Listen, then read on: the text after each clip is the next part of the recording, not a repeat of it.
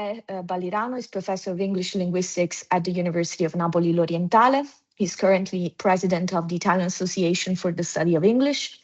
His research interests include social media, critical discourse studies, online hate speech, humor, masculinity studies, the discursive construction of organized crime, queer cinema, and audiovisual translation. He is the principal investigator of the PRIN 2022 project Echoes of Hate, Discourses of Violence, Practices of Resistance. He's also director of the Betwixt, a book series dedicated to linguistics and communication studies. Is editor-in-chief of Textus, English Studies in Italy, and of I-LanD, Journal of Applied Linguistics and Languages in Educational Digital Settings. His work draws on discourse analytical approaches to investigate identity construction in multimodal contexts, particularly across digital platforms. He has published extensively on gender and sexuality discourses, as well as on the semiotics of visual and mediated text. He actively collaborates on national and international projects promoting media education and critical digital literacy. Giuseppe, I leave the floor to you so that you can introduce the topic and our guest speakers. Thank you very much, Anna. Hello, everyone. Let me just begin with something very simple, but quite useful. I would like to warmly thank Anna Mongibello, Director of the I-LanD Research Center, for the invitation to host this seminar. And of course, to thank all colleagues who worked behind the scenes to make today's event possible. So I know most of you are actually connected today, so I can actually see you. I also want to acknowledge the collective effort behind the PRIN 2022 project, which is the project we're going to be discussing today. And in particular, I would like to somehow just begin introducing the PRIN 2022 ECHOS. ECHOS is an acronym which stands for something I have to read because it's so long, and I don't remember the whole single word for the acronym. English Studies to Contrast Hate Online and Enhance Solidarity. So in a sentence, we just try to express the whole idea that we wanted to, but of course not only that, which formally concluded on 28 February 2026. We are so very happy because of that, not because we're not working together anymore, but it was a massive work. I can see Martha was an important part of the project. It's just been connected now. And the project may have ended on paper, of course, but let's say that its resources and educational outputs are designed to remain available, and especially available for everyone. That's what we're trying to do. Usable, if you like, let's say well beyond the project's lifetime timeline.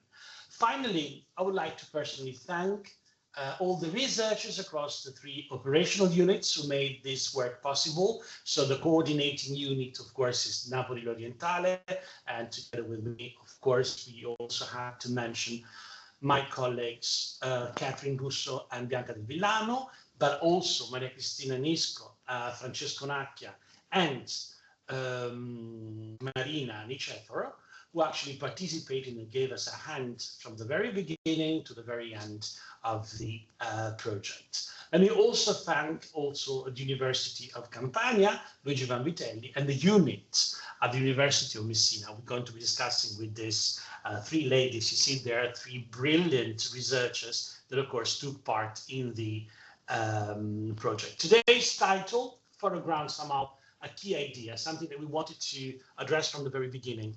Hostility online does not circulate only as a sort of isolated aggression.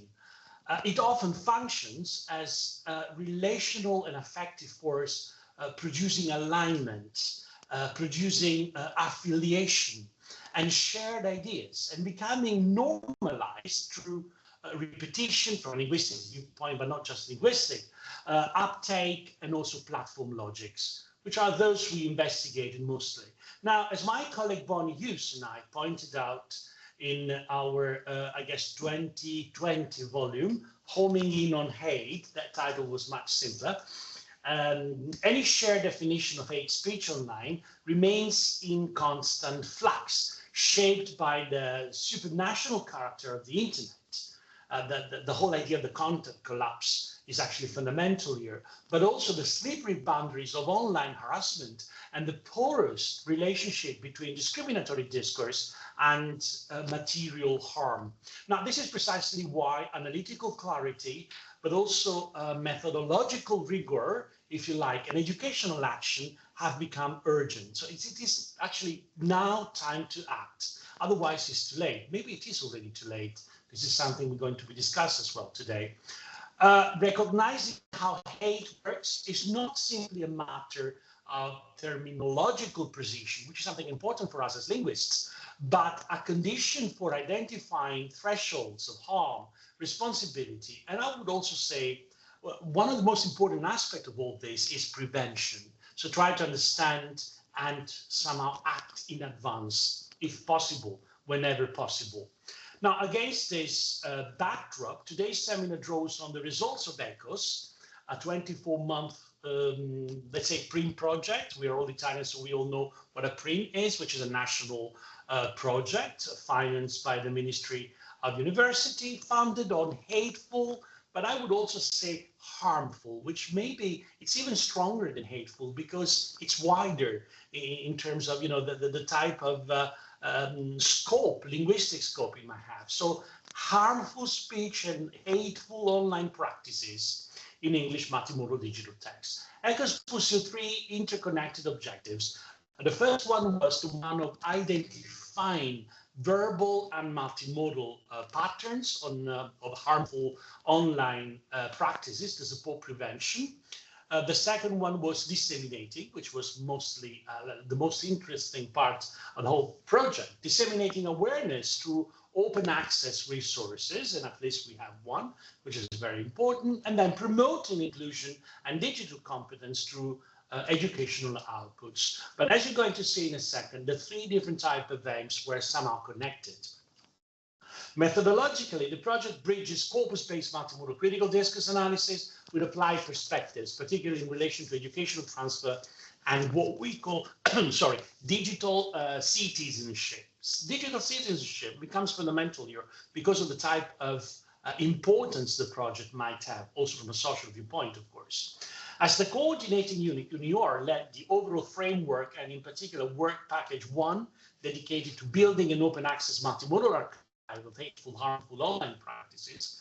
On the educational side, UNIOR, the University of Naples Orientale, also contributed to a work package 2 through the development of a MOOC, massive online course, a standalone course combining video lectures and activities designed for broad audience with the aim of strengthening digital literacy, but also critical awareness and inclusive practices in online environment. Now, this instrument is there for you to use. So basically, what we really hope this is going to happen soon, this is going to be promoted in schools and possibly used by all teachers, all those interested, of course. What makes these outputs especially important is that they are designed not only to describe hate, but to support educators, to support students, to support digital citizens in recognizing, in interpreting, if you like, but in particular, in answering back, in responding to harmful online practices. With a shared frame in place, we will now move to, let's say, the contributions, the important contributions of the partner units, and of course discuss the project's main output, as well as the broader methodological and also the social implications. The most important part of the project has got to do with the social implication that, of course, were raised by this area of research. And let me just begin well, let's say it's actually my pleasure to introduce. I'm going to follow a different type of order, which is a sort of, let's say, alphabetical order, because otherwise I should follow the work of the different type of packages and so start from Messina, the very first unit to work at the project. But then I'm going to rewrite the whole thing and start from the, let's say, the third unit, that is to say, Brown and Hughes, University of Naples Partenope, and Margaret Rasulo, University of Campania, Luigi Vanvitelli. Margaret is the associated investigator leading the Vanvitelli unit, and Brown and Hughes is a key member of the same unit, because we just tried to, since it was impossible to have so many universities all together, we just tried to have like a huge sort of cooperation by having universities within the same area but under one single guidance. In this case, the guidance was the one of Luigi Vanvitelli, led by Professor Rasullo. And so let's say that their team contributed to the project's archive work and led a central educational deliverable, which is what we're just trying to use now with the school, basically. The development of an ELT, because the main idea was to work with English, basically. We didn't work with English that much, but still, English is somewhere there. And with a sort of ELT teacher training package designed to promote, first of all, inclusion, but also digital competence in classroom and training contexts. Maggie and Bonnie, or Margaret and Brownwen, your name is weird when we have to say it all together. Somehow they were special for the project. We thank you very much for being with us today. And at this point, the floor is yours. So we start from the very end, and we go back to the beginning with Maria Grazia. Thanks very much. That was nice and clear. So yes, we are the very end in a certain sense, because while the units, the Orientale and the Messina units, created two exceptional, as you will soon see, self-contained multimodal deliverables, our unit produced, let's say, an educational infrastructure that kind of scaffolds the content of these two products. That was our aim. And basically, when we started out, as Giuseppe mentioned here, when I say we, I'm talking about Maggie, essentially, as the leader, and I'm talking about myself, I'm talking about Cristina Nisco, and I'm talking about our researcher who joined us for the time of the project, who was Alessandra Ferlito, who worked with us.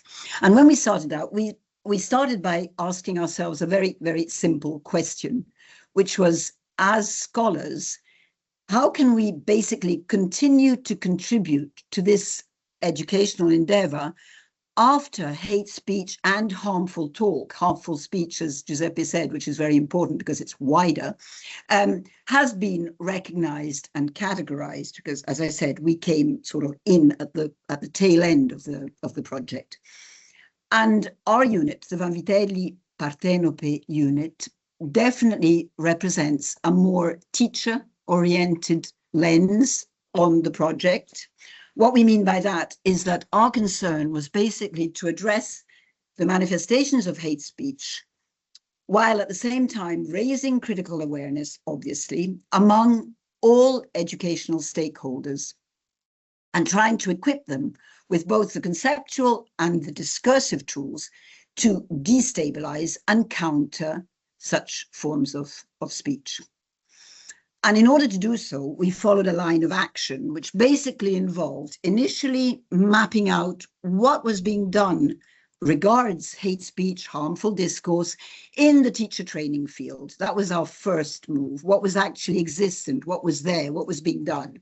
And from this observation, it basically emerged very rapidly that there was a need, a strong need, to shift the focus from mere detection to critical awareness, from forms of mapping, which did exist, to intervention, and clearly from description to these counter-discursive practices.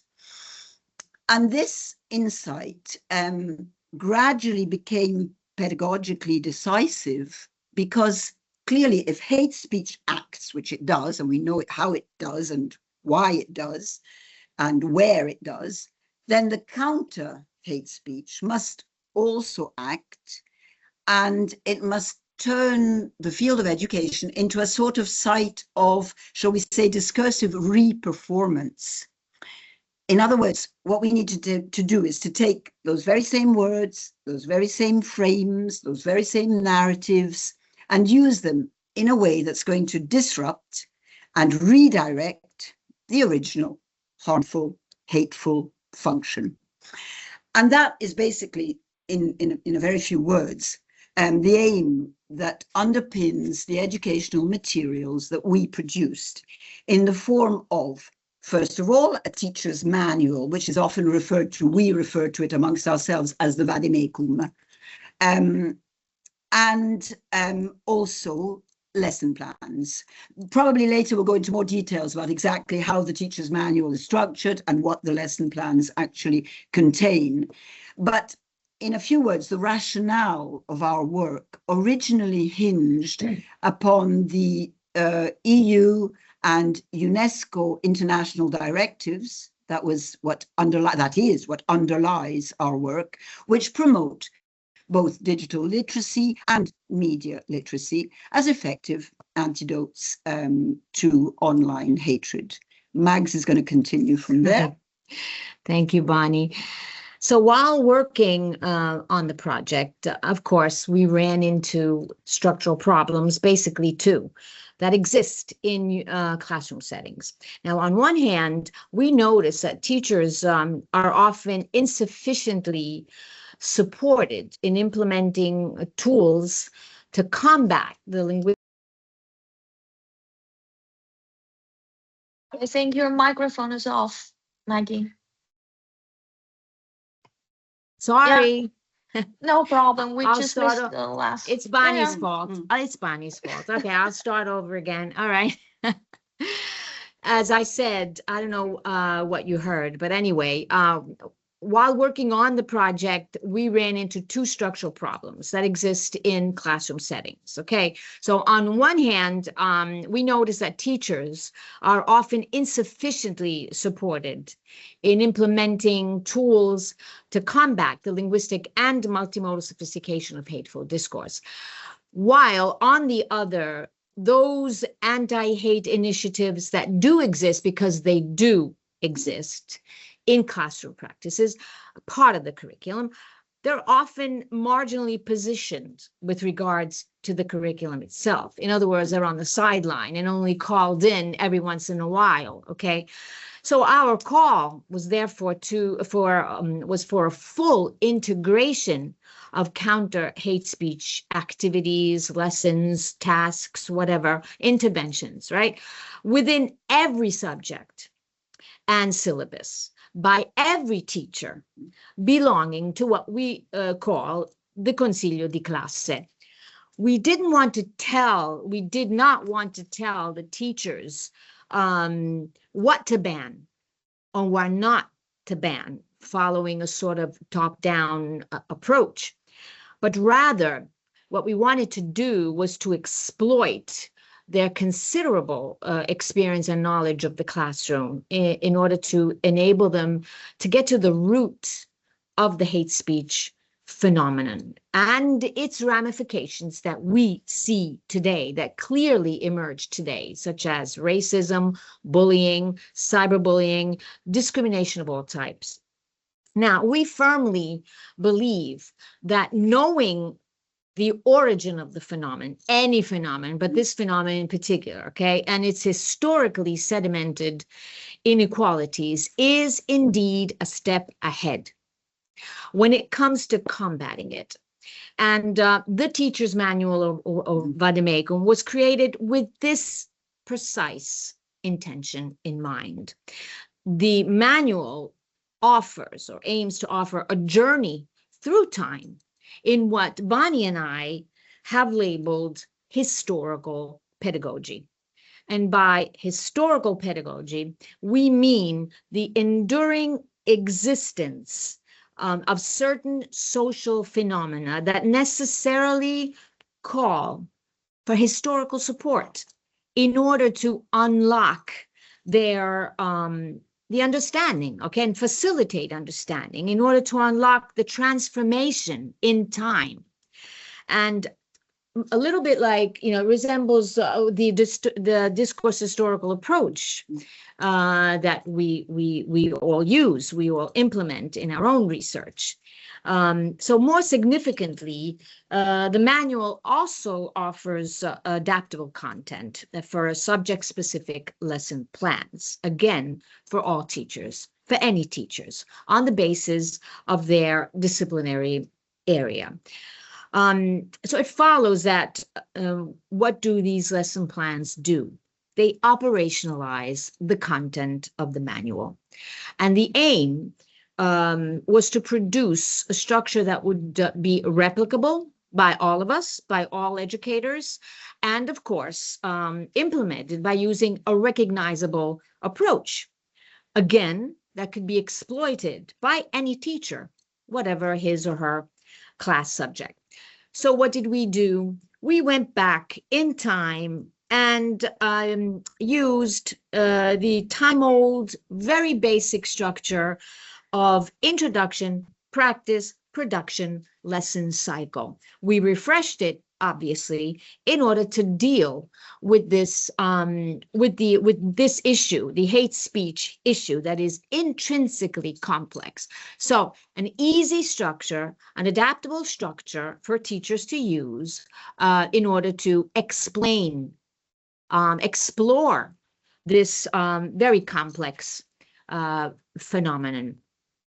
What does this mean? This means that all of the introduction lessons, okay, within that phase, let's say, deal with recognizing, naming, and defining the phenomenon. All practice lessons would provide task-based analytical work. So all of the activities, the any other sort of project-based work, whatever other intervention. And all production lessons, like all production phases, involve the autonomous creation of counter-discursive outputs by the students. So this simple sequence mirrors what Bonnie mentioned before, the epistemological shift that we propose, going from the passive reception of hate speech. So what is it? What does it do? How does it affect us? Where can we find it? So on and so forth, to discursive agency, working, a hands-on approach with the recognition of hate speech. So clearly, what we want to say at the end of the day is that from the very beginning, our ambitious intention has always been to transform the classroom into a dialogic, inquiry-driven space in which students are granted the opportunity to adopt a critical stance by deconstructing pre-existing ideological schemata. And teachers are encouraged, therefore, to explore innovative teaching modes. They're not so innovative anymore, obviously, because we've all used them, we've all heard of them, but they're not that popular in classroom settings. And I'm talking about debate groups, flipped classrooms, and task-based strategies, among many others. Would you like to wrap up? Yeah, just to wrap up, I mean, don't by any means misunderstand this in the sense that this is not a standalone project. This is obviously something, both the vademecum and the lesson plans, which are fully integrated with what was going on in the other units. Okay, we were, as I say, we were the support unit in a certain sense to their deliverables. Okay, so just a few last words about it before we maybe go back and look at inside, as I said, inside the vademecum, inside the lesson plans, if we have time. Our position, which is grounded in this historical pedagogical tradition, as Maggie put it, is simply that if you want to counter hate speech, you're not going to be able to do so by reducing that to a simple, immediate emotional reaction. Okay, so especially within a classroom context, which is a obviously structured educational environment, and any response to hate speech must necessarily take the form of a deliberate, informed, discursive intervention. You know, it's got to be carefully planned, carefully worked on. It takes a lot of time, a lot of energy. Okay, so within educational settings, resistance to hate speech should not be in any way merely reactive, impulsive, but constructed, critically informed, basically, and discursively grounded. That was where we started, and that was where we ended up. Okay, sorry if we took up a bit too much time there. Thanks. No, thank you very much, both Margaret and Bronwen, or Maggie and Bonnie. Now you're just like a difficult couple to handle, like Bonnie and Clyde. This presentation was actually rich, and I would say thought-provoking, for a simple reason, because you were able to somehow talk about research and the way it can be somehow translated, which should be our aim all the time, into teacher-facing resources, let's say with a real social impact, which is even more important. So we shall be back to your unit and of course to this presentation, but we now move to our next speaker. It is my great pleasure to introduce Professor Maria Grazia Sindoni from the University of Messina. Maria Grazia is the associated investigator leading to this project by the University of Messina. In ECHOS, her team contributed to the, let's say, archive and led a core open access educational output. I would say that if the project exists, it's just because of the groundwork that actually dedicated to the whole, let's say, planning beforehand, the development of guidelines and can-do statements grounded in digital competence frameworks, aimed at supporting critical awareness and responsible participation in digital environment. In the whole unit, of course, just Maria Grazia is the leader, but then we also have Maria Vita Cambria, and she's actually here connected with us, Stefania Taviano, and of course, Marta, but also other people cooperating with them that we're going to introduce later on. And Maria Grazia, now the floor is yours. Thank you, Giuseppe. Good afternoon, everyone, and thank you for being here.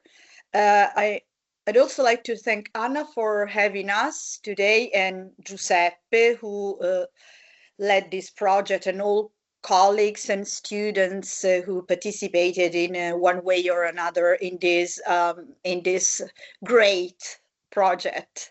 And yes, this is something. It was really, really nice to be part of this project. But before I say anything about it, I think it is important to take a moment to look at the broader context in which we are having this conversation today. As in the past few days, we have seen a serious escalation of conflict in the Middle East and tensions spreading quickly, very quickly across the region. So situations like these somehow remind us that conflict today does not unfold only in the battlefield or in the battlefields, but also in digital spaces. As soon as events happen, they are interpreted, framed, and debated online. So as Giuseppe was saying, like in his introduction, images circulate, short videos circulate, memes circulate, and people react very quickly, often with strong emotions, strong feelings, strong affect, as we say, like in linguistic terms. So, and when we look at these digital conversations, something interesting appears, in my opinion, because people do not only come together through shared values and shared ideals, they often come together through shared hostility, through outrage, ridicule, condemnation, deflection, and hate to or of another group or toward another group. So this is where the concept we are discussing today becomes useful. Negative solidarity, in other words. So normally when we think about solidarity, we imagine something positive, like people supporting each other, sharing goals, or building communities. But solidarity can also take a different form. So it can emerge through opposition, through identifying a common enemy, as we've seen in the last, I would say, like last couple of years at least, through expressing anger or contempt towards others. So digital environments, in my view, make this particularly visible because reactions spread very quickly because platforms tend to amplify emotionally charged content. So a post that expresses strong anger or moral condemnation, if you wish, is much more likely to circulate widely than a calm and like balanced and informed reflection. So hostility itself can become a way of signaling feeling belonging. This is why I like the title of today's seminar very much. So people show that they belong to a group by attacking the same targets, by sharing some jokes about an opponent, or by repeating the same narratives about who is right and who is wrong. So this is what we maybe mean by negative solidarity, a form of social cohesion that is built around shared antagonism. So the PRIN project, Echoes of Hate, tries to understand, or has tried to understand, how these dynamics work, especially in contemporary digital communication, in ways that may travel across educational scenarios. So within the project, the research unit, the University of Messina, including Maria Vita Cambria, who is here. Hello, Maria Vita, hi. Marta Arcovito, hi, is here as well. Stefania Taviano, who could not make it today, but says hello to you.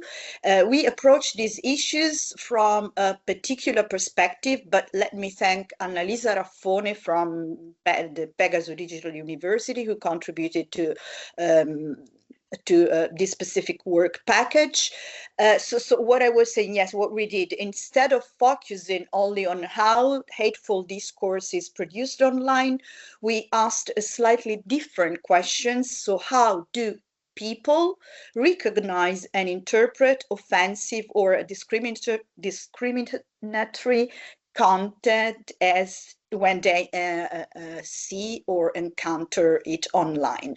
In particular, we focused on teenagers, young people. We know they spend a large part of their daily lives navigating digital environments where meaning is created not only through words, but also through images, memes, and a combination of text and visuals.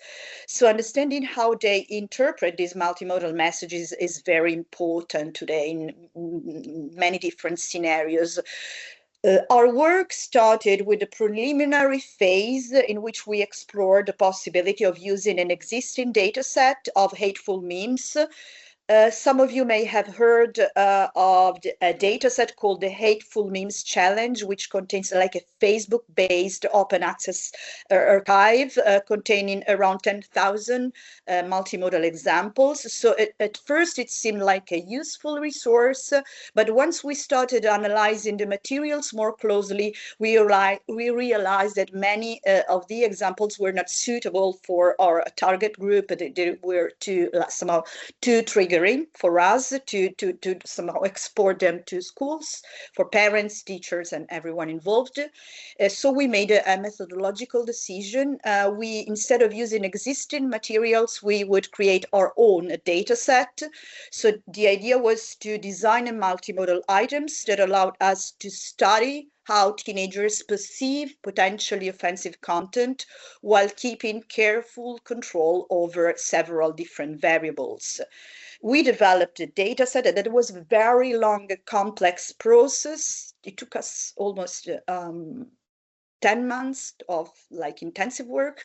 We developed this data set made up of 72 multimodal items, but Marta is more up to date. And Maria Vita as well. So each item included a different combinations of text and images, and the materials were organized around 6 categories of potentially discriminatory discourse: age, let's see if I remember them all: age, body, disability, ethnicity, gender, and religion.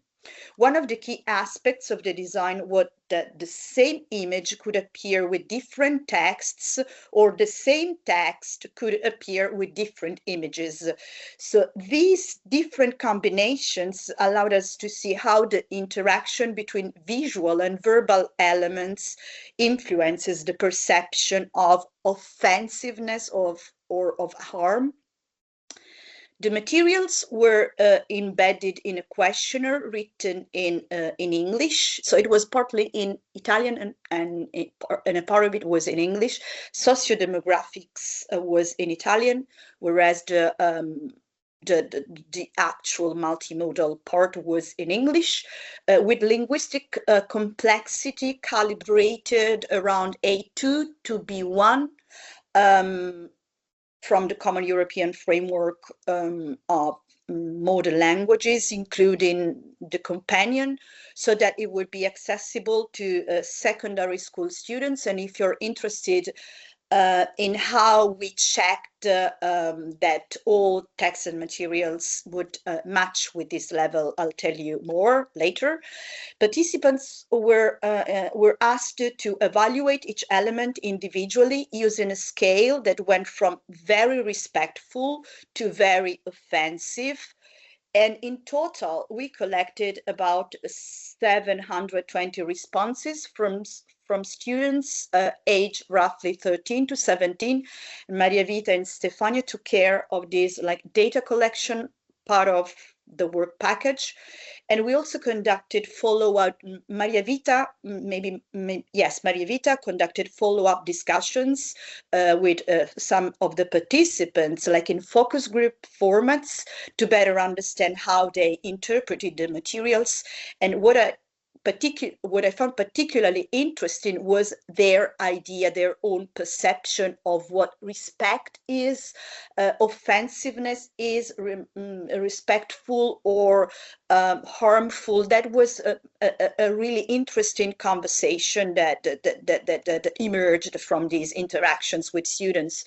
And another aspect that emerged from this work is how strongly meaning depends on multimodal interaction. An image that seems neutral at first glance can become offensive when paired with a particular kind of a caption. On the other hand, a text that seems harmless can take a very different meaning when it is combined with a certain visual frame. So in other words, offensive discourse online is very rarely purely verbal or purely visual. It is usually the result of a combination of elements that somehow reinforce each other. So this is why studying hate and hostility in digital environments requires a multimodal stance, a multimodal perspective. But our work has also a strong educational dimension, as we will be discussing again more today. So if teenagers are constantly exposed to multimodal messages online, like I mentioned a few minutes ago, memes, short videos, reels, visual kind of jokes, then helping them develop critical multimodal digital literacies becomes extremely important, I would say crucial today. The students need tools, but teachers as well need tools to recognize when humor turns into ridicule, when irony masks hostility, or when visual framing reinforces stereotypes. So in this sense, the work carried out in Messina complements the broader goals of the ECHOS project, while other parts of the project focus more on how hateful discourse circulates online and how this can be somehow harnessed in teaching context, also in teacher training. Our contribution focuses on how people interpret and evaluate, or young people interpret and evaluate these messages. Perhaps this brings back to the idea of negative solidarity. And the more, I think that the more we understand how discourse creates belonging and exclusion, the better equipped we are to resist the automatic pull of polarization. So maybe I talked too much. Thank you. No, you still have time. So, well, meanwhile, let me actually thank you for such a precise description, but there's more to this. And I would say that possibly one of the most interesting parts of these projects is the fact that, of course, we got the opportunity to involve and somehow engage with some brilliant scholars that, of course, are part of the projects, but in a way we also learn from them a lot. And I have to say that before we actually open the floor to question and answer, I'd like to invite the research fellows who actually contribute to the PRIN project, and they're here: Marta, Raffaele, Annalisa. So Marta Alcorta was part of the unit led by Maria Grazia Sindoni. Raffaele and Annalisa are Raffaele Pizzo and Annalisa Raffone are actually part of the same unit, which is Orientale. So Annalisa at a certain point found better occupation in life, so she decided to leave us in the middle of the research, but she actually went on working with us till the very end, and Raffaele took in. So I would like to hear from you as well, because yours is the voice that somehow is, let's say it's the critical voice, because it's the young one taking a step into the whole project and also somehow changing our views here and there to help us understand what young students would understand out of the project. So if you want, it is time for you to speak now. If you're there, because I've seen... May I start? Yes, of course, Annalisa. Okay, so hi, good afternoon, everyone. Let me thank all of the professors, wonderful professors who led the project. It was a wonderful experience, first of all. It was a very formative experience also, because we learned a lot. We discovered a lot. It was a challenging experience. It was hard, I can say, at some points. I remember plenty of emails, exchanges, meetings that we had, because as Professor Balirano and Professor Sindoni said, we had to construct the archive and the data set, and we had to learn how to construct it. We faced some challenges, like, for instance, the fact that we need to accommodate the level of the English language according to the target audience that we had chosen before, so according to also the CEFR. And what does it mean? It means that we have to leave out some elements some nuances of the English language must be left out because of the fact that students, our target audience, didn't have the pragmatic knowledge, semantic understanding, and lexical knowledge.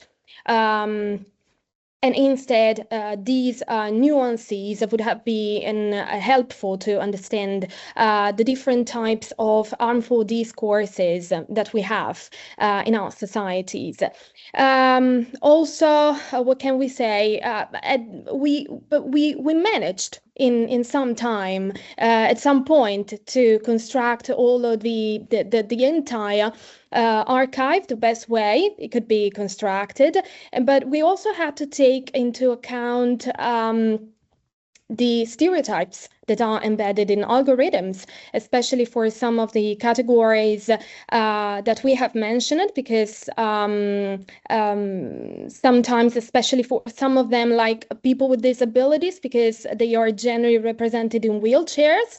So we had to actively intervene on the materials that we created, like graphically sometimes. But I believe that the whole work was fantastic. Not to be, I'm very proud of what we did. It was a very wonderful experience, because it was we worked in team continuously and we learned continuously, and it was the preparation for the construction of the questionnaire. So I'm going to leave the floor to Marta, I believe, and thanks to each of you for this experience. Thank you. Thank you, Annalisa. And yes, Marta. Here I am. Hello, everyone. It's very nice to be here. And I was, well, in the project, it had started before I arrived, but I was lucky enough to be there until almost the end as a research fellow for Messina University. And thanks to everyone for what I learned. And I must say, I am very happy of what we came up with at the end. And I was lucky enough to put my hands on the data after we delivered the questionnaire in the 2 schools in Messina. And I must say, results actually confirmed that all the effort we put into to make the data set not only appropriate, but understandable to teenagers was actually, well, we found that the results show that students actually interpreted items as we designed them, as the underlying pattern was meant to be. So they actually rated, well, the means we have show a perfect alignment with the intended level of offensiveness of each item. Professor Sindoni was talking about how the items were designed. So we had neutral items, we had respectful items, and we had disrespectful items. And the results show the first thing that I was very frightened about what could come out of that, because I thought, okay, we put all this effort and studying and debating and trying to come up with something that would actually be effective, and then anything could come out, because teenagers are so, well, different from us. So this was comforting. We found out this, and also the interesting, well, there were other interesting aspects in the results. We found that the most triggering categories were ethnicity and ethnicity and gender, and the less triggering category was actually age. And of course, we should have thought about that. You know, you're 13 years old, whatever they say, you won't mind about age. So even if we tried, when we were working on the age category, we actually tried to balance and not only talk about age, harmful speech for all elderly people, but also toward, well, disrespectful text about young people, but apparently that's no big deal for them, or at least the data we collected showed this. And so it was, to me, it was a great honor to work for this project. And I'm ready to answer questions if there are any. I don't want to, you know, I'm very keen on this project, so and the data too was very interesting to analyze, but I don't want to speak too much. But thank you to everyone. Thank you very much. Thanks for joining and for participating in the project. And what is actually quite interesting is that none of you so far seen the MOOC, which is fantastic. And of course, it's quite interesting because most of the work is still recognizable. So you do see your bits and pieces there. And it's going to be quite beautiful. The moment it's actually ready and on the platform, because now we have some technical problem that is going to be open for everyone to use. So it's going to be actually shared with you. So thank you so much. Now let's open the floor to questions from the audience, if we have. Perhaps to open, let's say, the conversation, I will start with the following observation that possibly can work as a sort of a prompt, if you like, no, for both speakers and the audience. Now, I would say that in particular, ECOS invested in education. So it was the main idea, to invest in education. Open resources, guidelines, Vademecum, as you just said, right?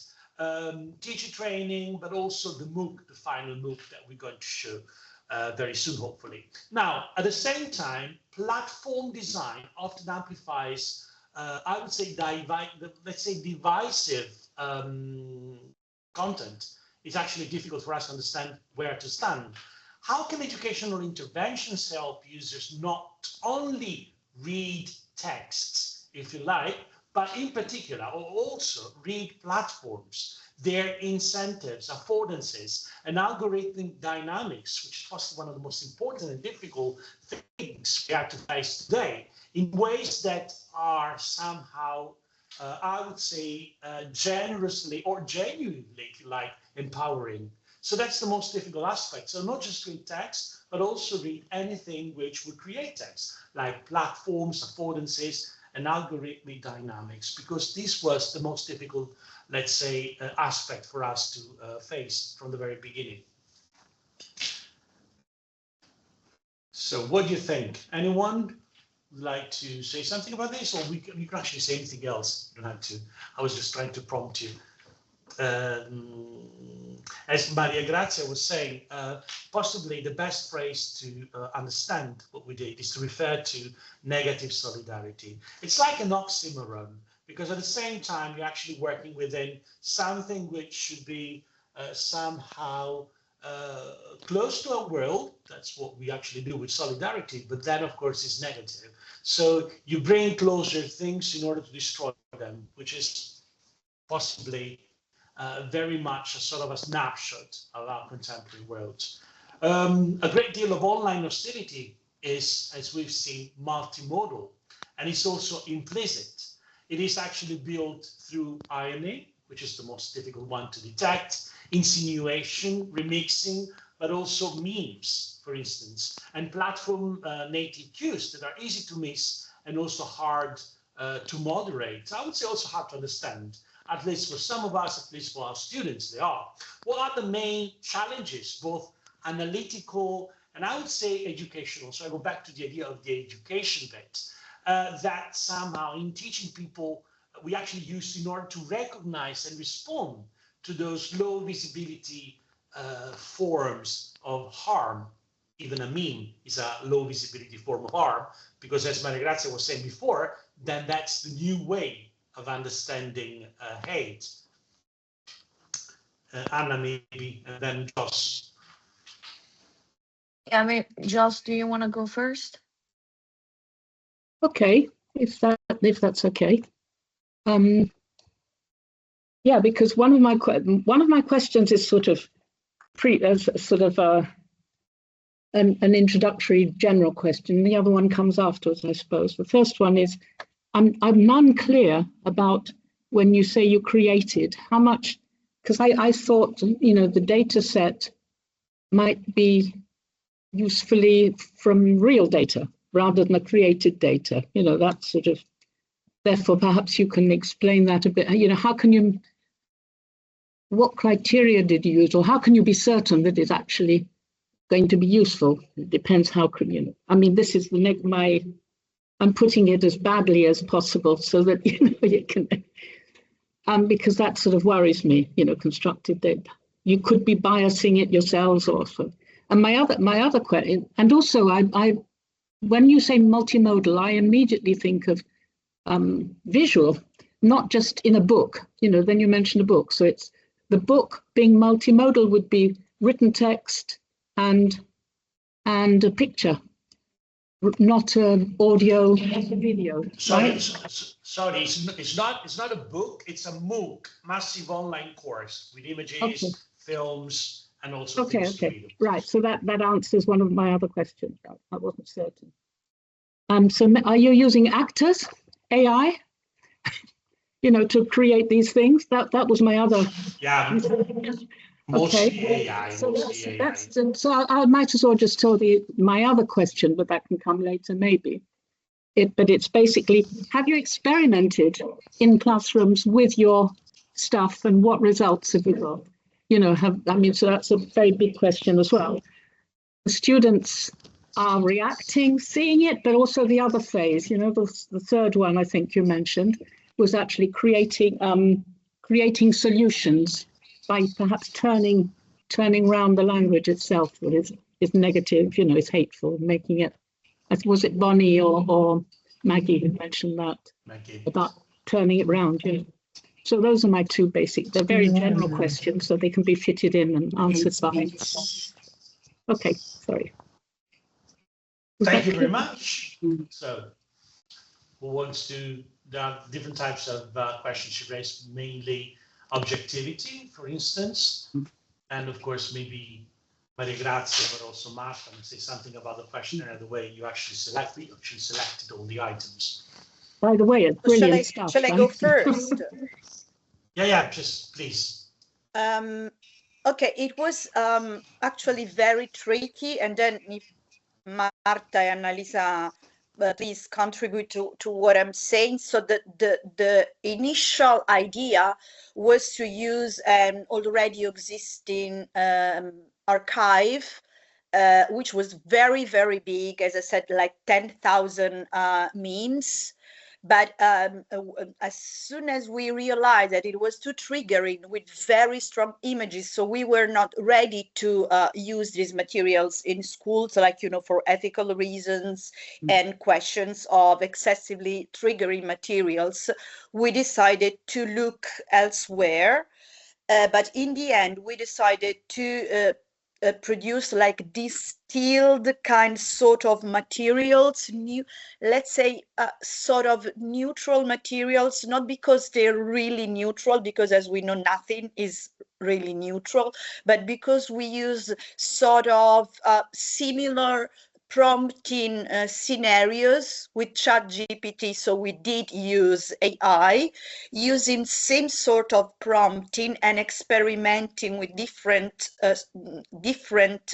chains of prompting, so as to have like not similar, but let's say comparable outcomes. So it was like a very somehow standardized kind of approach, kind of process. It's something completely different from what you would have from like real case materials, but we were more interested in having like a long list of ready-made and easily analyzable materials. So this was the kind of choice. Of course, we recognized that we did have a stance, we did have our own bias, but to us was like a sort of an experimental kind of process. And what I would like to do next, I don't know if Marta and Annalisa would be also interested in doing that, also kind of like an auto-ethnographic kind of analysis to see how we actually interacted with the machine and the kind of materials we produced. So I'm not sure if I answered, but that was the kind of process we had. May I add something? Just because we know we've seen the questionnaire, so maybe we're talking and visualizing what we're talking about.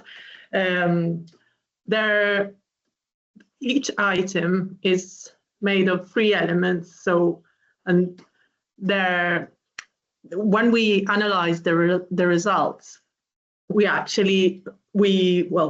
of course, each element had its own level of offensiveness, and of course we build the materials. So what your question is the same question I had, and I was well, hoping that would be a good answer, that would have a good answer, because when we presented the questionnaire, we didn't know if the only test we could have was take it out and try and see if the elements that we designed as respectful and the elements that we designed as neutral and the ones that we designed as offensive were actually perceived in the same way by the participants. And well, statistics is on our side, so apparently everything worked. There was, we must say, the gradient was not 100% confirmed for the disability category, which where neutral and respectful elements were rated similarly, but actually the disrespectful items were perceived as disrespectful and rated as disrespectful. So didn't mess up too much what we had thought. So it of course, there was a big risk that what we designed might be not actually perfect, but it's not perfect, but the underlying pattern is working, and just forgot what I wanted to add, so I'll stop. But yeah, no, okay. Well, the thing, the big issue was in this project and in the designing of the data set. The big issue was that we actually had a lot of constraints because it was a questionnaire designed to be taken into classes, into schools, into Italian schools, and we needed the directors and teachers to allow us to present the materials. So when we started out with memes, with the memes data set, very soon, after weeks spent trying to select the less triggering memes, we realized that no one would have allowed us to present those materials to students, to minors, and so we had to invest our time in trying to create materials that were appropriate, and that was the big part of the process. Yeah, I can see that. And in fact, I stand corrected, if you like. I was thinking more in terms of the cultural anthropologist or the ethnographer who would be using authentic data. Of course, you had to make it. And you used your own native reactions to be able to tararlo to the students, to the local. Still, ethnographically, it would be interesting. It just suddenly to do it across cultures, by the way. But anyway, that's another. That's my own obsession. So no, it definitely would be. And I still think it's brilliant, by the way, even though it's not ethnographically pure, but it's fine. Sorry, I was just correcting my question, really, I suppose, but I do understand. May I just add something to what Professor Sindoni and Marta said, just to conclude on the usage of the term created, because actually they were AI-based, scenario-based memes. They were developed according to a specific prompt, but we revised the prompts different times. But we used the term created because we devised the text for the meme according to the specific level of our target audience. And also, as I said before, we worked on the material sometimes from graphic viewpoint, so with graphic software, because we didn't have the chance to get what we asked for. This is the reason why we use the term create.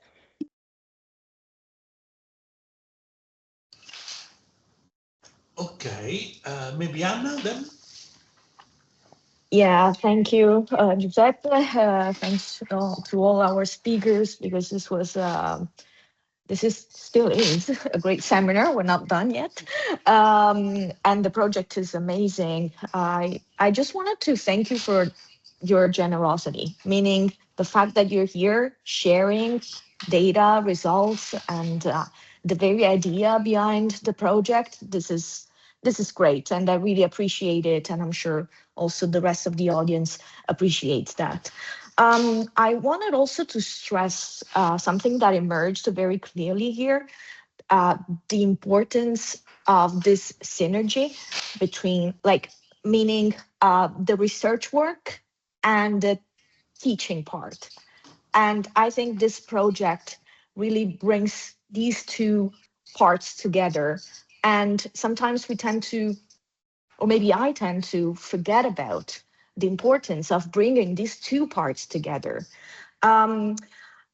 I wanted to go back to what Bonnie and Maggie said about their work on the teaching material. One maybe stupid question about the teaching manual. I wanted to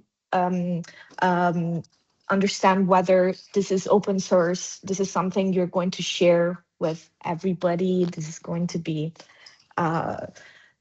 I don't know, in the stores. I don't know, just out of curiosity. And I was also interested into something else that you said about this shift from passive reception to an active approach. Did you hear me? From passive reception to active approach. I just wanted to, hear more about this shift, maybe examples that you can share with us. You also mentioned innovative teaching models. I don't know if you can add more to this, just to give us an idea of what you put together, what you created in terms of resources that teachers can use in schools, because this is very important. I mean, it's fundamental, as I said.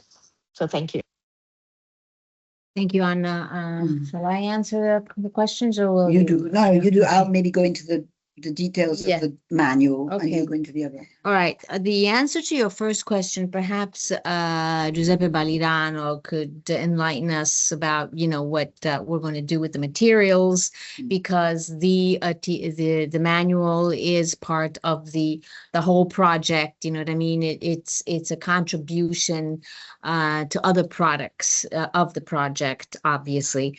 The answer to your second question, what we meant by passive reception to discursive agency, I mean, having been a teacher myself for so many years, I mean, talking about other issues, crucial issues, such as la legalità, for example. I'm going to say it in Italian because these are, long-standing projects that have been, in school for years and years and years. La legalità, or other, diversity and inclusione. It's always, it's my impression that we, including myself, we've always presented them passively, talking about them, simply saying that this exists, and maybe discussing them with the history teacher or the philosophy teacher, and in what they call l'interclasse, okay? But that's about it. I mean, we have, we might develop some projects, but my impression was it just went over the students' heads. They really did not have a chance to work on activities and to actually get their hands on the problem, so to speak, and produce other, materials, and actually get the feel of the problem. You know what I mean? It was just a passive reception. They might write a compito, they might, complete a questionnaire, a written questionnaire or whatever, but they never actually, it wasn't a discursive, as we say here.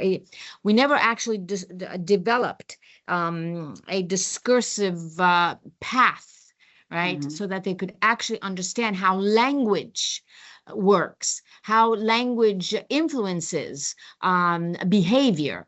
And so we never really went into text analysis and how we can transform language, and in order to actually act on counter speech activities. That's what we meant by going from the passive to the active implementation of this manual and the lesson plans. Mm-hmm. I don't know whether I answered your question. I don't know if you have anything else to say to that.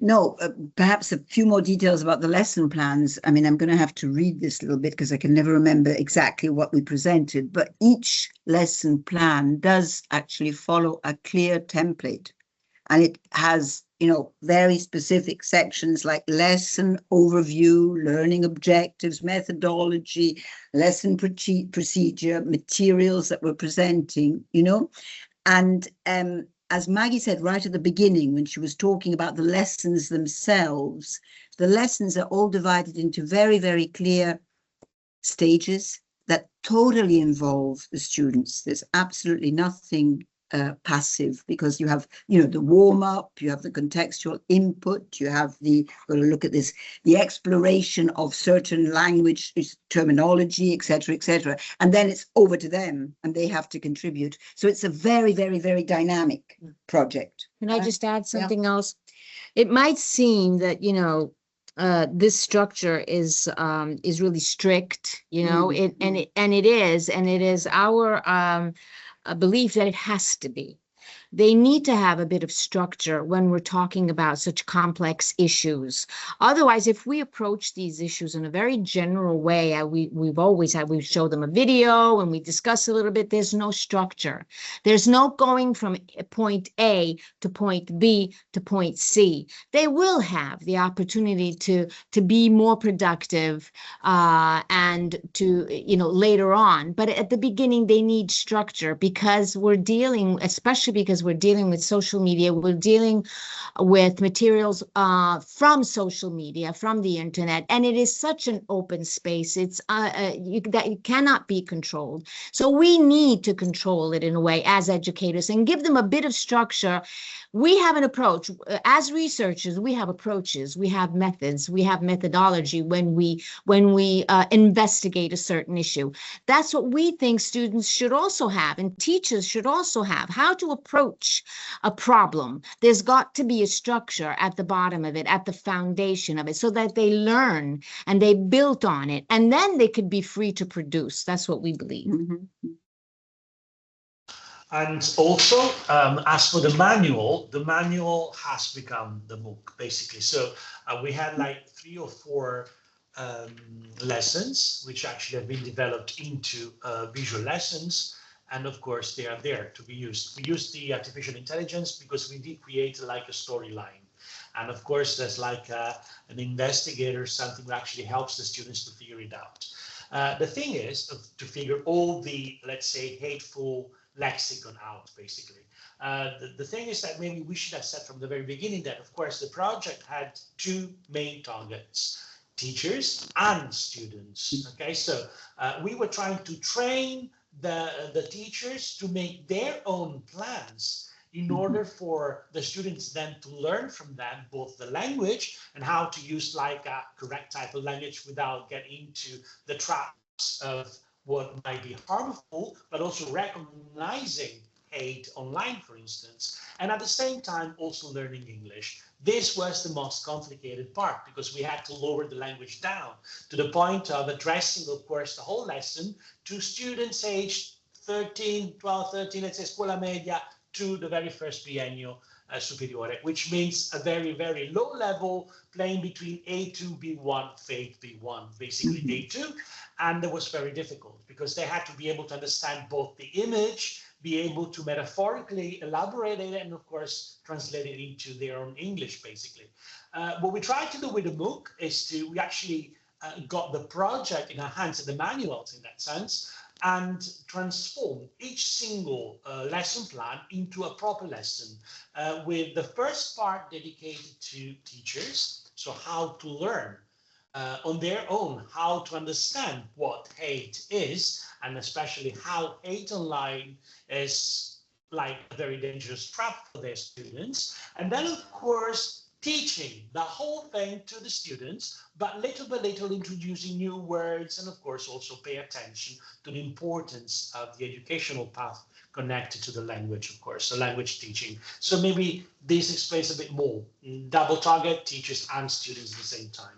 What would be wonderful, but this is another project, maybe a European project, we would try to somehow push the whole project towards higher education and try to see whether at university level, so we can actually try to raise up also the level of the language. Of course, students might respond with possibly different ideas, because as we might have, as actually we noticed, the way we perceive hate changes also because of the age, also because of the time that we are exposed to that specific type of message. So that's the main idea behind the whole project. I may just to, you know, I apologize really. So the ethnography was irrelevant in a way, my question about, but because the whole teaching project is brilliant. It's actually emocionante. It really is meaningful. And so my next question, but perhaps I've misunderstood. Have you had any chance to experiment with it to see Yes, what? yes. Yeah. Okay, that was my. I don't know. Whether really Margarita is. can join in. There's Okay. also Raffaele who wants to speak. Also, Raffaele will actually also have like a chance to try the whole thing with university students, but also Maria Vita, because I think Maria Grazia Maria Vita was the one involved also in meeting all the teachers in secondary school, in focus groups and stuff like this. So if you want, discussions you can, with students and teachers, yeah. So anyone, I don't know whether she's still here with us because she's in Granada. No, Maria Vita left. Raffaele, would you like to join in and say something about it? Yeah, if I could add something. So first of all, good afternoon, everyone. And I would also like to thank you for the project, but also for this moment. So basically, I only joined the project in its last year, but besides contributing to the overall goals, I also try to kind of reverse the logic, but using the same methodology. So rather than having students react to AI-generated images on hate speech, I involved university students in the creation process. So in this way, I managed to analyze both their conversation from pragmatic perspectives, but also the AI visual outputs. So in this way, I was able to detect both computational but also sociocultural biases. And what was interesting to notice was that although many AIs state that they can't produce harmful content, they created it anyway if forced to do so. So, and this methodology was also adapted for the MOOC to let teachers have a sort of an additional activity they can conduct with their students. Okay, and I just had a message from Maria Vita. She's not able now because she's actually walking back to her place. But of course, maybe Maria Grazia might say something about this. They did try, I mean, the whole experiment by meeting teachers in Sicily and also headmasters and headmistresses as well. Can you say something about that, please? So yeah. Maybe this answers yours. Yeah, I can summarize what happened. We had these somehow interviews, focus groups in 2 schools in Sicily. And it was there were 2 different sets of focus groups, because the first one was with teachers at the very beginning, with a sort of an introduction to the questionnaire. So teachers were informed about the project goals, the ideas that we were experimenting with, and ways to, or teaching strategies to have students fill in the questionnaire. So the first part was only devoted to giving instructions and conversations with teachers involved in this in the stage of data collection. After summer, after the questionnaire was delivered, was administered in these schools, Maria Vita and Stefania, who unfortunately is not here today, interviewed students and had conversation with students who had participated in the in this first stage. And as far as I remember, there were interesting findings related to students' very conceptualizations of ideas of respect versus respectful, or respectful versus offensive contents. So somehow their ideas didn't match, their pre-formed, pre-established ideas didn't match so well with the answers they provided in the questionnaire. So this was like a first way for us to get access, a sort of an entry point to students' conceptualizations and ideas, access to the contents we were somehow presenting.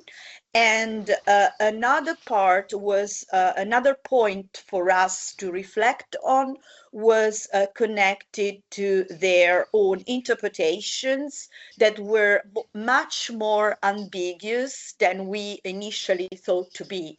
So we had an idea of somehow, we had like an idea of what these items, let's call these items like vignettes mean, but these interpretations were not always aligned with students' interpretations.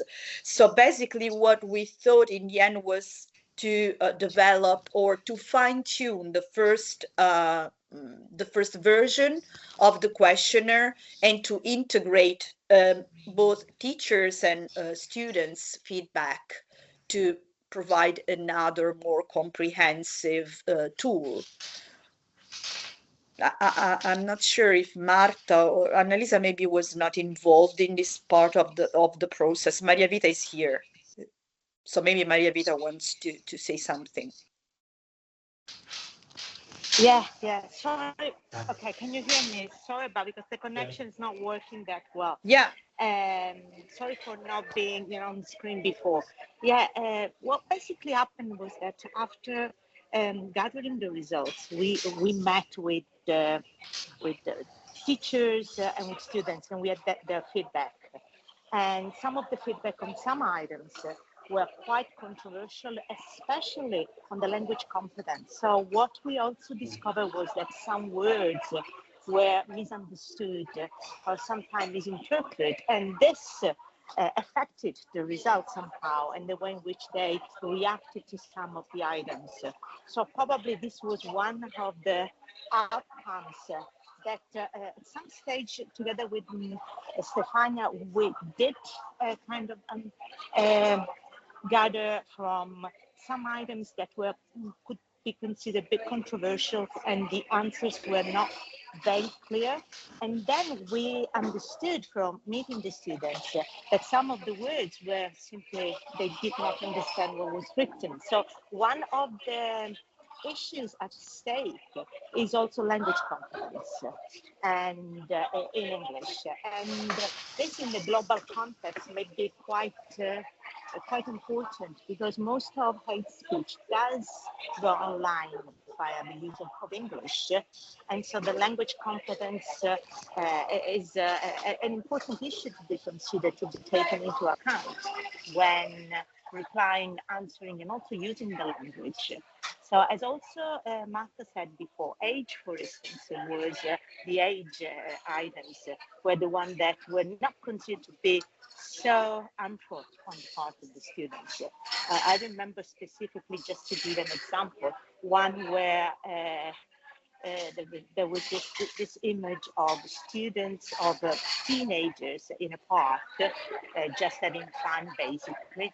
And the written item was lazy teenagers. And most of the students that we asked replied to this that this was not an harmful or offensive message. And when we say, why did you say that it was not offensive? Why do you consider being regarded as lazy, not as an offense? And they just said, yeah, but it's true. You always tell us that we are lazy as young boys and girls. So sometimes there was, on the one hand, this idea of some items, the language of some items not being perfectly understood, and on the other hand, also some perception about age, especially, also some about race were not clearly, the kind of perception of the message was different when considered the age range. So I don't know if this helps, but this was quite helpful in order to have a focus group and see their reaction.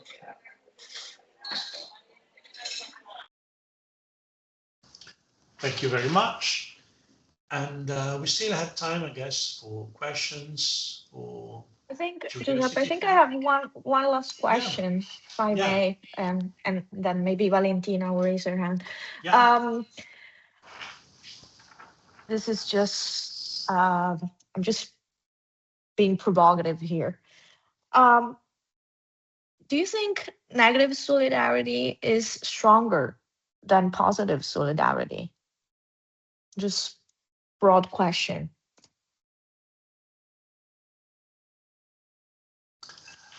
This is a very difficult question, and of course we do not have an answer. I know. But just because of the, let's say, where we are connected today, and the possibility for everyone to express their own point of view easier now than it was in the past, especially hiding behind the screen, that would actually help me think that it is actually wider. The whole concept of negative solidarity.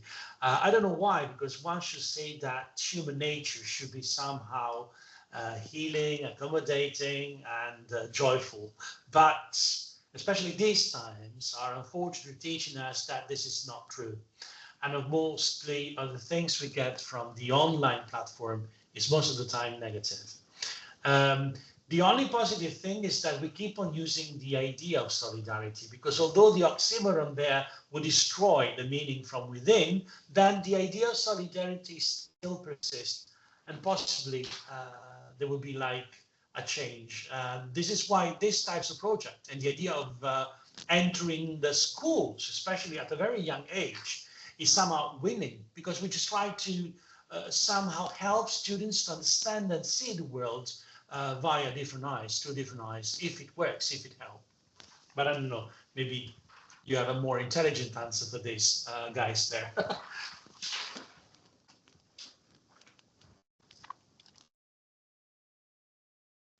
Okay, then we can, let's see, there was somebody who was actually raising their hand. Yeah, Valentina. Valentina. And it's up to you, yeah. Thank you. First of all, thank you for this very informative and interesting project that you presented. I have two curiosities. One is related to the teachers, because I have the impression, and maybe I am something biased about this, that Valentina, your microphone is not working. I mean, it is kind of working, but there are some issues with your microphone. Maybe try to speak closer to the microphone. Okay. Yeah. I don't know. Can you hear me better?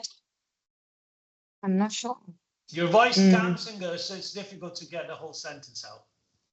Okay. I'm not sure. Try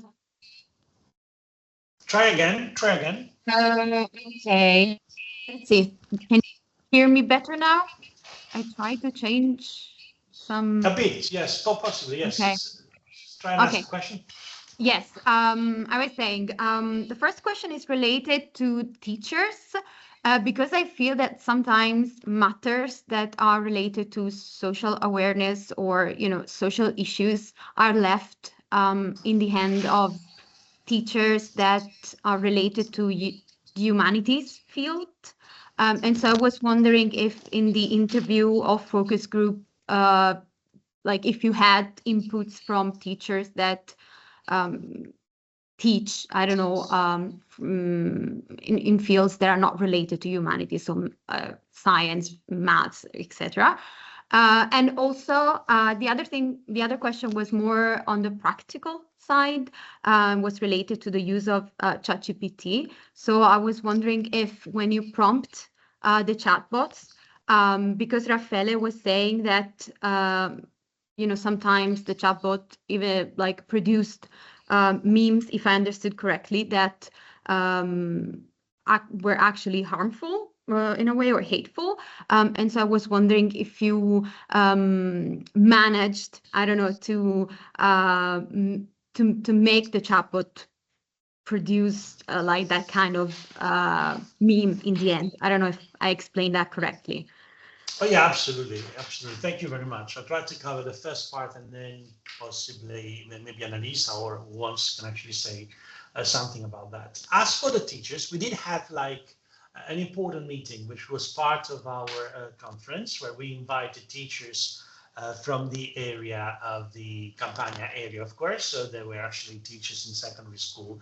And surprise, surprise, the interest was not for the technology, which really shocked me. So I was actually trying to understand. I mean, your point is absolutely correct, because then you wonder, will they be able to understand? And of course, will they ask more about the way the whole technology works or not? They were not interested in that. They were interested in the law behind anything which has got to do with let's say, online hate. So how to prevent, for instance, their students to get into, let's say, a very bad negative moment where the law has to interfere somehow, and of course take their own lead. So not really in terms of technology, we didn't have any problem with that. They were actually ready to learn and explore platforms and stuff like this. They were also somehow aware of most of the social media that, of course, students would use, and of course the way traps were somehow disseminated on online.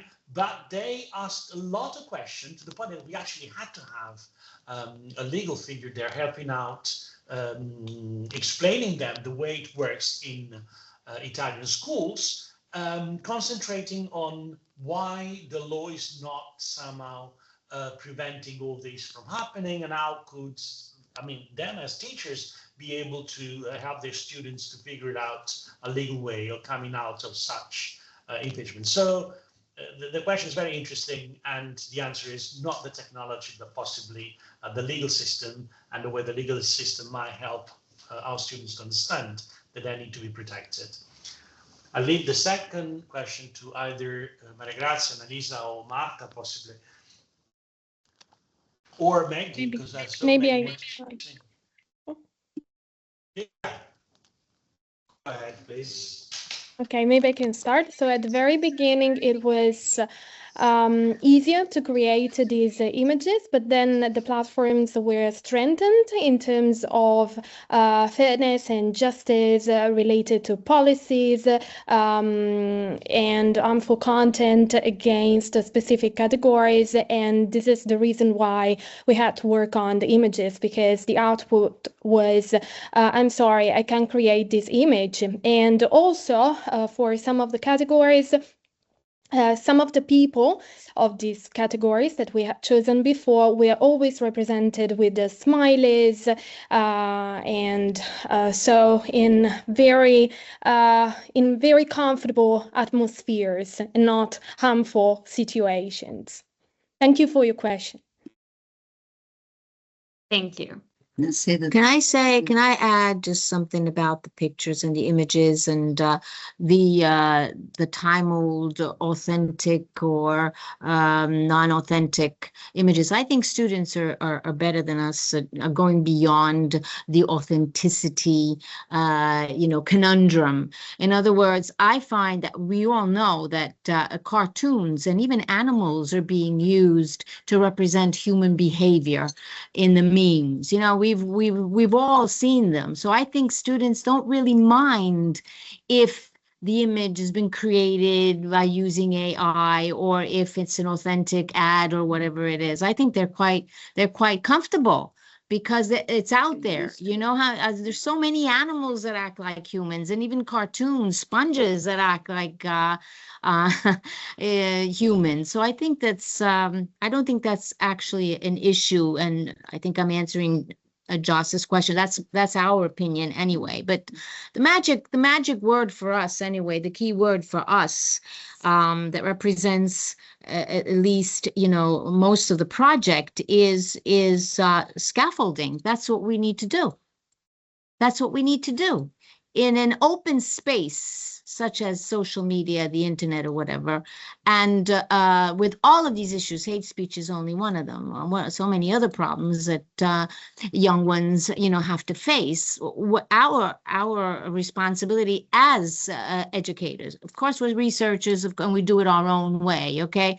But as educators, I think we need to scaffold the material. I think we need to give it to them so that they are prepared to receive it. And the only way we can do it is with the good old pedagogical practice of scaffolding. That's what I think. That's what we think anyway.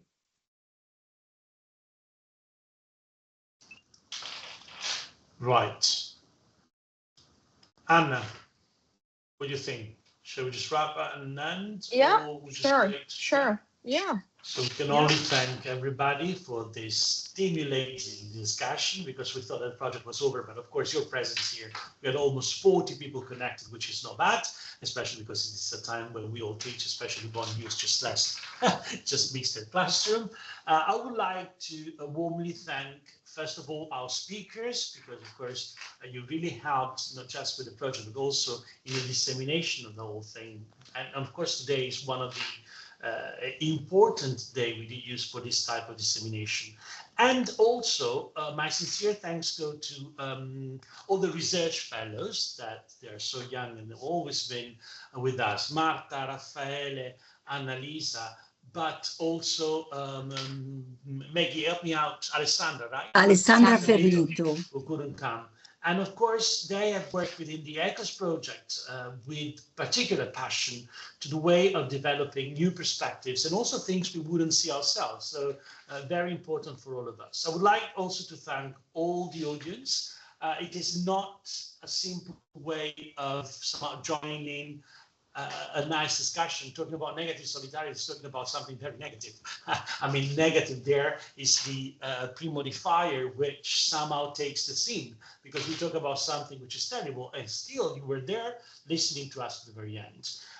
The moment whenever the final MOOC is going to be ready, I'm going to send you the link so anybody can actually get into the MOOC and of course use it also for teaching purposes.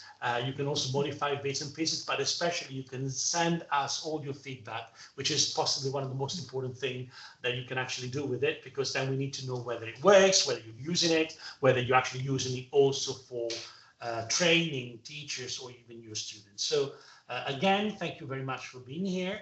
And I hope today's conversation would somehow continue beyond this, let's say, digital room in a more positive way. So thank you very much for being with us. Thank you very much, Giuseppe, for hosting the seminar. Thanks to all our speakers, again, for their generosity. I would like to thank my partners in crime, Marina Niceforo, Antonio Fruttaldo, and of course, Valentina De Brasi, who's co-organizing the second part of the seminars with me. I will see you, hopefully we will see you on March 26th for our next seminar that's going to be on analyzing social media discourse, qualitative and quantitative approaches. And among our confirmed speakers, we will have Alexandra Georgakopoulou. So I'll hopefully we'll see you there. All right. Thank you. Bye. Ciao. Ciao. Ciao, ciao.